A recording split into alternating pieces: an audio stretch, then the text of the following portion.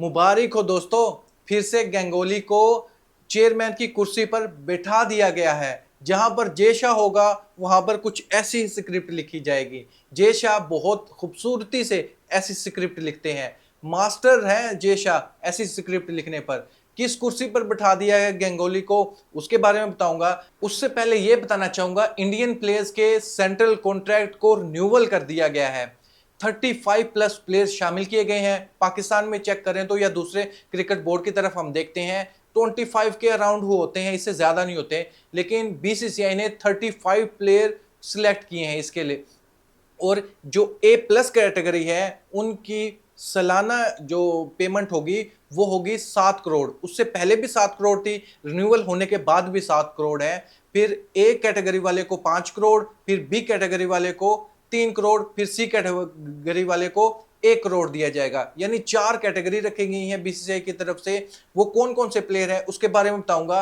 Per year कितने पैसे मिलने वाले हैं इंडियन प्लेयर को जो बड़े नाम है आईपीएल की तरफ से और बीसीसीआई की तरफ से। Highest paid Indian player top पर जो नंबर 1 पर आते हैं, जिसको सबसे ज्यादा पैसे दिए जा रहे हैं, वो है ऋषभ पंत। टोटल इसको मिल रहे हैं 32 करोड़।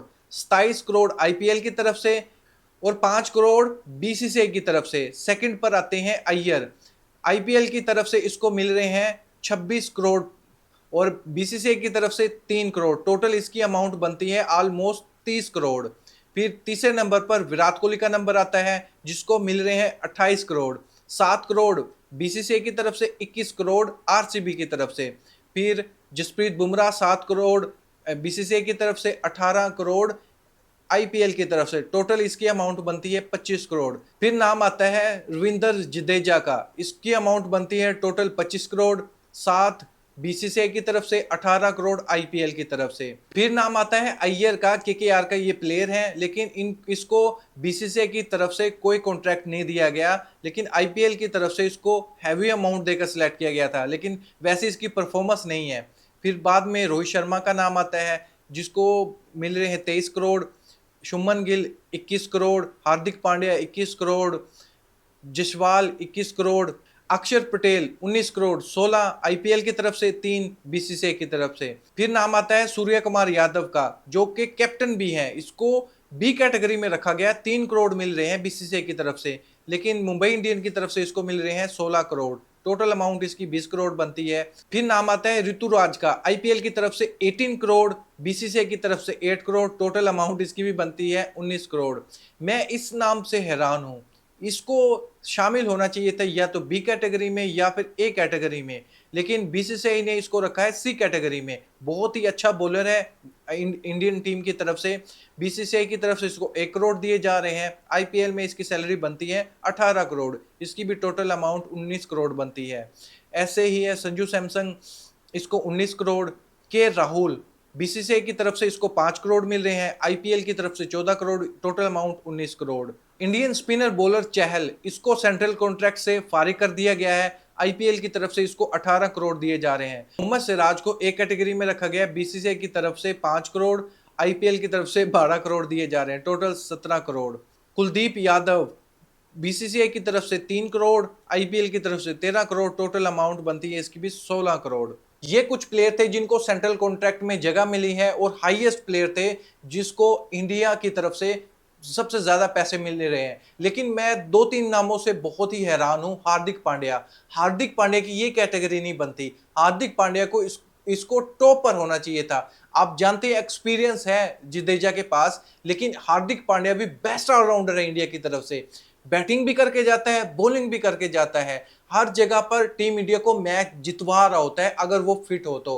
हार्दिक पांड्या की कैटेगरी ये वाली नहीं बनती, इसको टॉप में होना चाहिए था जडेजा की जगह पर। माना कि एक्सपीरियंस की वजह से इसमें देखो वो 3 प्लेयर ऐसे हैं जिन्होंने टी20 फॉर्मेट से रिटायरमेंट ले ली है, लेकिन फिर भी रिस्पेक्ट के तौर पर, बड़े नाम के तौर पर बीसीसीआई ने इनको रखा हुआ है ए प्लस कैटेगरी में। रोहित शर्मा को, विराट कोहली को, जडेजा को और जसप्रीत बुमराह को। सिर्फ एक ऐसा प्लेयर है जसप्रीत बुमराह जो तीनों फॉर्मेट खेल रहा है, अदरवाइज 3 प्लेयर्स ने तो टी20 फॉर्मेट को टाटा बाय बाय कर दिया है। दूसरी तरफ वीरेंद्र सहवाग बहुत गुस्से में है जी। वीरेंद्र सहवाग का कहना है मैक्सवेल और ये लिविंगस्टोन, ये दोनों तो आईपीएल में जस्ट इंजॉय करने के लिए आते हैं, पार्टी मनाने के लिए आते हैं। जिस जिस टीम ने भी इन लोगों को खरीदा है उन्होंने अपने पैसे पानी में बहा दिए हैं। ये परफॉर्मेंस तो देने नहीं लग रहे, इनको सिलेक्ट ही नहीं करना चाहिए क्योंकि ये आईपीएल को सीरियस ही नहीं लेते। मैक्सवेल की कितनी बैड परफॉर्मेंस है, इस सीजन में बहुत बुरी परफॉर्मेंस है और उससे पहले सीजन में बहुत बुरी परफॉर्मेंस है। मैक्सवेल को 4 करोड़ रुपए में खरीदा गया था, ऐसे ही लिविंगस्टोन को 8 करोड़ रुपए देकर खरीदा गया था, लेकिन इन दोनों प्लेयर की बहुत ही बुरी परफॉर्मेंस है आईपीएल के अंदर। मेरे ख्याल से इन लोगों की भूख मिट गई है, मैक्सवेल और लिविंगस्टन की इनकी भूख मिट चुकी है। तो इसलिए शायद ये यहाँ पर हॉलीडे मनाने आते हैं, मैं ये कहूँगा। Exactly. ये यहाँ पर हॉलीडे मनाने आते हैं, हॉलीडे मनाकर चले जाते हैं। इनको मैक्सवेल ने 6 मैचेस खेले हैं इस सीजन में, 6 मैचेस में वो टोटल 41 रन बना सके हैं, यानी 7 की एवरेज भी उसकी नहीं बनती। 6 मैचेस में टोटल 41 रन। दूसरी तरफ लिविंगस्टोन ने 6 से 7 मैचेस वो खेल सका है, उसने भी कुछ अच्छी खासी परफॉर्मेंस नहीं दी, उसने टोटल रन 87 बनाए हैं अब तक जब मैं ये वीडियो बना रहा हूं। इन लोगों ने 6 और 7 मैचेस के लिए हैं। मैक्सवेल 41 रन बनाता है, दूसरा प्लेयर जस्ट बनाता है 87 रन। इन दोनों की परफॉर्मेंस बहुत ही बुरी है। लेकिन ये वीरेंद्र सहवाग ने क्यों मुद्दा उठाया? वीरेंद्र सहवाग ने अपनी भड़ास निकाली है क्योंकि मैक्सवेल और वीरेंद्र सहवाग के बीच कोई ऐसी बातचीत नहीं हो रही पिछले कई सालों से, क्योंकि इन दोनों की आपस में फाइट हुई थी। फाइट होने के बाद ये आपस में कोई बातचीत नहीं कर रही थी, कोई भी एक दूसरे से कोई ना कोई इंटरव्यू दे रहा था, आमने सामने आते थे, दोनों साइड पर होकर चले जाते थे। लेकिन यहां पर आकर मौके पर छक्का मारा है वीरेंद्र सहवाग ने, इन दोनों को लटाकर इनकी छितरोल की है, बीच में रगड़ा गया है लिविंगस्टोन खाम का, लेकिन असल टारगेट था वीरेंद्र सहवाग का ग्लेन मैक्सवेल। अब बात करते हैं गंगोली के बारे में। जय शाह ने फिर से गंगोली को चेयरमैन की कुर्सी दे दी है, गंगोली को बना दिया गया है चेयरमैन। आईसीसी मेंस क्रिकेट की कमेटी का चेयरमैन बन गए हैं गंगोली।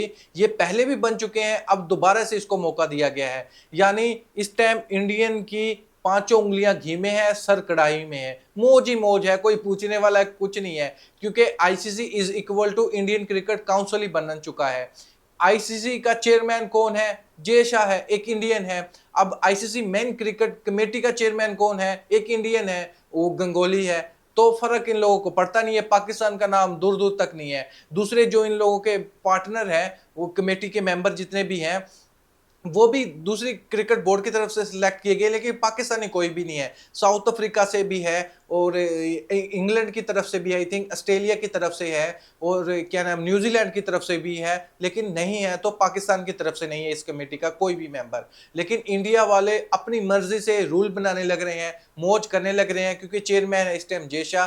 दोस्तों इस पर मैं आपको भी नहीं जाना चाहूंगा, जय शाह कितनी खूबसूरती से स्क्रिप्ट लिखते हैं। आपको क्या लगता है गंगोली को चेयरमैन बना देना आईसीसी कमेटी का, क्या ये सही फैसला है? पाकिस्तानी फैंस के पॉइंट ऑफ व्यू से देखें तो इस बारे में आप क्या सोचते हैं? अपनी राय कमेंट बॉक्स में मुझे जरूर बताएं। Thank you, Allah Hafiz.